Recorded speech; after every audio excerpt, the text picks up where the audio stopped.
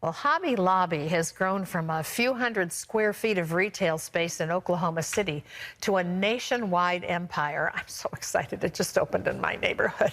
It was founded in 1972 by David Green, and today David's son Steve is continuing his family's legacy.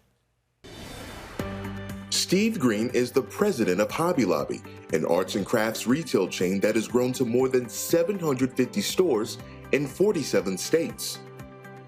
Steve is also the chairman of the Museum of the Bible, which showcases rare artifacts spanning over 4,000 years of history, inviting all people to experience the transformative power of the Bible. Well, please welcome to the 700 Club, Steve Green. How wonderful to have you here. Thank you. It's exciting to be here. Your family has had such a powerful impact, both corporately with Hobby Lobby and then spiritually with the Museum of the Bible. But let's start with Hobby Lobby, which has had such huge success.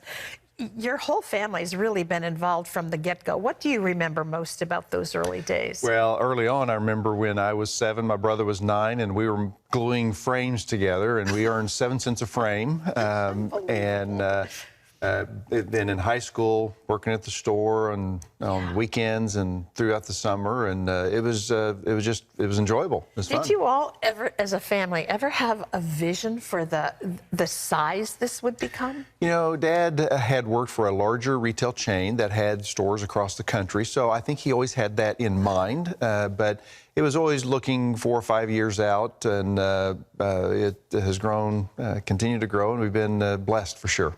You know, sometimes, Steve, when somebody is with a project from the very beginning, they just, as they grow up, want to go away from that. Did you have a vision of yourself leading all of this one day? Well, I remember I was a senior in high school in an auditorium thinking, you know, what is my college plans? And I really made the decision at that time. I knew what I wanted to do, so I told Dad I was ready to go work in the business. And as soon as I graduated, as I've said, I started working for Dad. My title's changed over the years. I still just work for Dad. He's still active, and it's been a fun ride for me. That is music to every dad's ears when they've invested like your dad has in it. What do you think accounts for the success of Hobby Lobby? I don't know anybody who doesn't just love it. I mean, we just had a store open here in my neighborhood, and I mean, everybody was just counting the days until the doors opened. Yeah. Why do you think it's so popular? You know, I could talk practically about, you know, hard work and effort to try to find the product that our customers are looking for at the best price, and working hard to do that. And my dad has always taken to retail naturally. But obviously there's an element of God's blessing in all of that we have to recognize, and we're grateful. And you know, one of the other things that I just want to say is your people, the people who are working at Hobby Lobby, make it a pleasant experience. So kudos to you for being able to do that. We are only as good as our people, and we have great people. Yeah, you really do.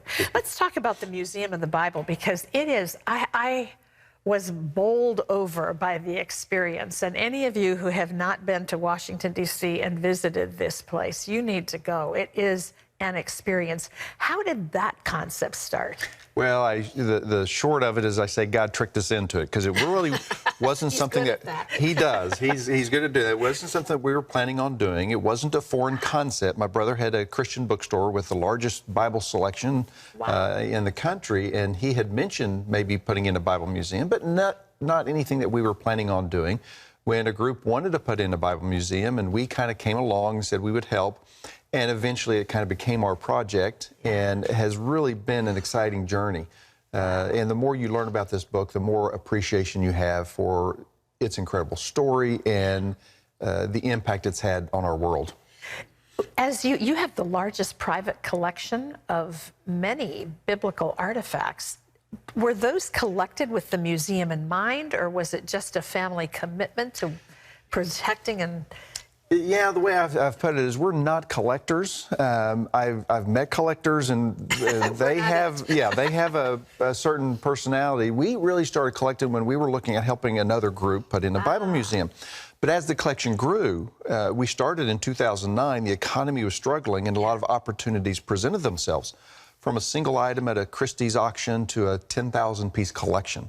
Wow. And as the collection grew, that's when the family felt like maybe we needed to be sure the dream became a reality, and came alongside and made sure it happened. It's so many different elements that are each so significant in one place. Do you have a favorite? Well, one of them that I point to often is it's more just a replica, a facsimile of the great Isaiah scroll, because of the powerful witness. There are 5 writers of the New Testament that say Jesus fulfilled Isaiah 53.